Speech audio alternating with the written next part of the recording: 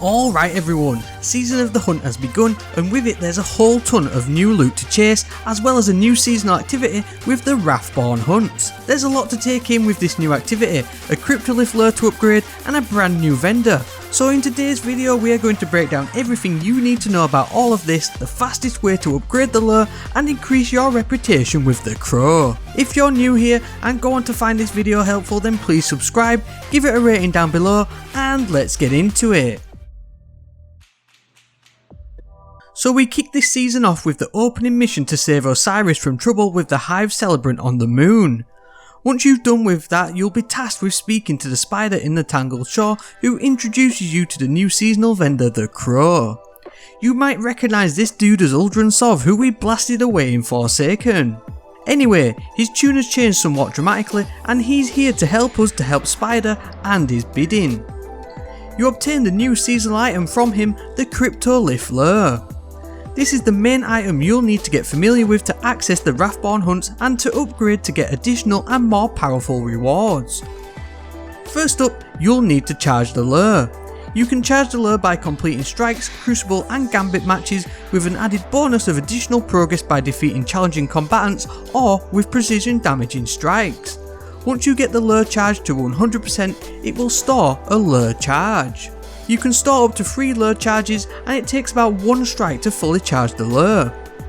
For the strikes portion, you don't need to do this in the strikes playlist, and so I'd recommend running the easiest and quickest strike, the Lake of Shadows, to charge up your lure efficiently.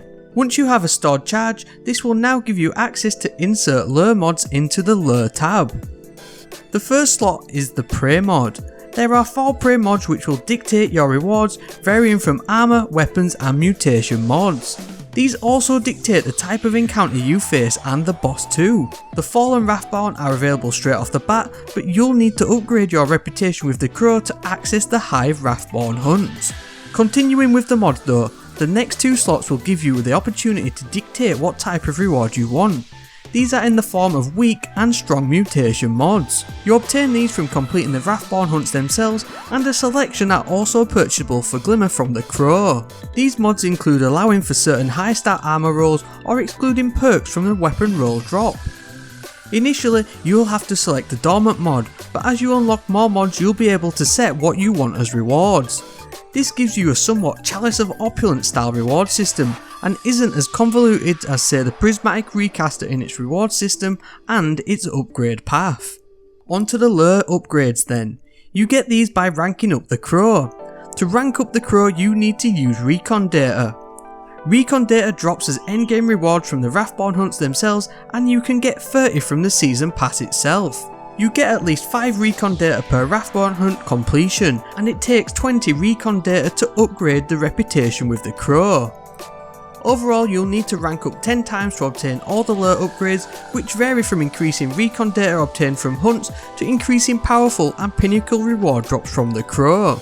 Each rank up reward will also grant you an engram which contains either weapons or armour. That's it in terms of the upgrade path and reputation structure. It's all tied around the Wrathborn hunts and allows you to dip in and out as you play other activities too. As for the Wrathborn hunts themselves, they are very different from anything we've ever seen in Destiny before.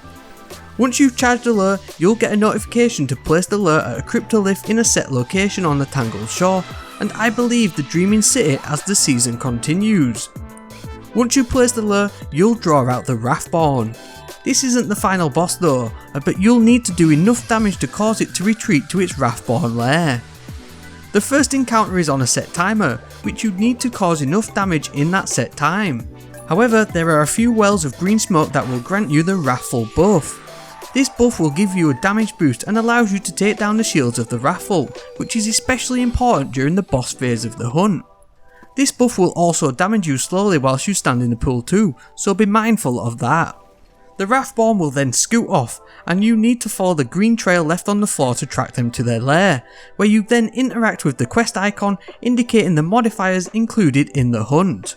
You then will be instanced into the Wrathborn hunt mission, where you need to take down the Wrathborn to draw out the prey you selected in your lure. The prey will be shielded and you can only take down this shield when you have the Wrathful buff. You need to take out the shielded enemies who spawn in, who will then drop a pool of Wrathful for you to stand in and take down the shield of the boss. Once you finally defeat the boss, they will drop the loot you selected from the lure, as well as other mods and recon data. Then you can rinse and repeat this whole process again. These Wrathborn missions aren't overly difficult as a solo player and will offer a good variety of mission types to obtain the new weapons from the season. As a fire team, I can imagine these being nuked into oblivion. The storyline of Osiris and the Crow is likely to expand as the weeks and months continue, but for now that's the ins and outs of the Wrathborn hunts and the Cryptolith lure. Let me know in the comments what you think about this new seasonal activity and loot. Remember, if you're new here and enjoy all things builds and guides in Destiny 2, you're in the right place. So please consider subscribing to the channel to stay up to date. It's a free and easy way to support the channel and the content I make. A rating down below will also help me out and is always greatly appreciated. That's it for this one though, so on that, and as always, thank you very much for watching, and I hope to see you next time.